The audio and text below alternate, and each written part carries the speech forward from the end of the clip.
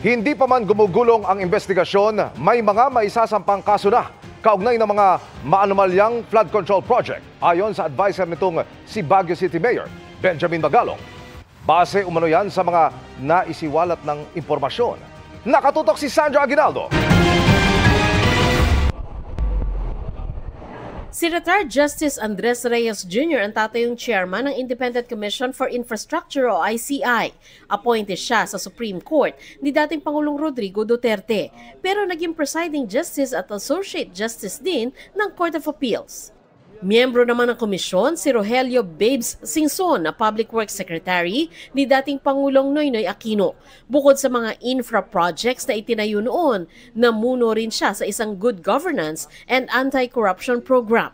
Bago maging kalihim, humawak ng mataas na posisyon si Singson sa private sector at naging chairman at president ng Bases Conversion and Development Authority mula 1998 hanggang 2002. Rogelio Babes Singson, Commission Member. Mr. Singson brings decades of direct experience in both the planning and execution of major government infrastructure projects. Bihasang certified public accountant naman si Rosano Fajardo, country managing partner sa SGV, ang pinakamalaking professional services firm sa bansa ayon sa kanilang website. She has over 3 decades of experience in auditing. Her technical insight and financial acumen are critical in following the trail of public funds and determining where leakages and irregularities may have occurred. Special advisor naman ng komisyon si Baguio City Mayor Benjamin Magalong.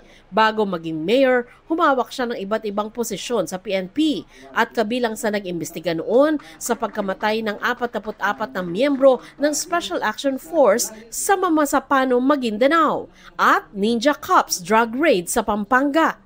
His experience in leading difficult investigations, uncovering internal wrongdoing, and enforcing compliance makes him a strong asset to this commission.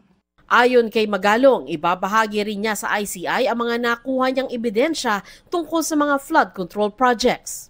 May mahirap, may madali. Kasi marami namang magagandang impormasyon na naibibigay ang pribadong sektor at yung mga lokal na government. Yung mga personalities behind it, kailangan talagang yung matinding ebidensya din. Makatutulong aniya sa ICI ang mga law enforcement agency. Kailangan talaga na investigador kasi siyempre may tradecraft yan, may skills, merong talent. Hindi basta-basta sino-sino na lang ang pwedeng magtanong-tanong dyan. Sa mga impormasyong naglabasa na, tingin daw ni Magalong, meron ng maisasampang kaso. Pero para raw maimbestigahan ang malalim at malawak na katiwalian, kailangan ng mas mahabang panahon. Kung kabuuan, yung corruption sa infrastructure, talagang matagal na laban ito. Pero regularly, periodically, meron kami maipapile na kaso.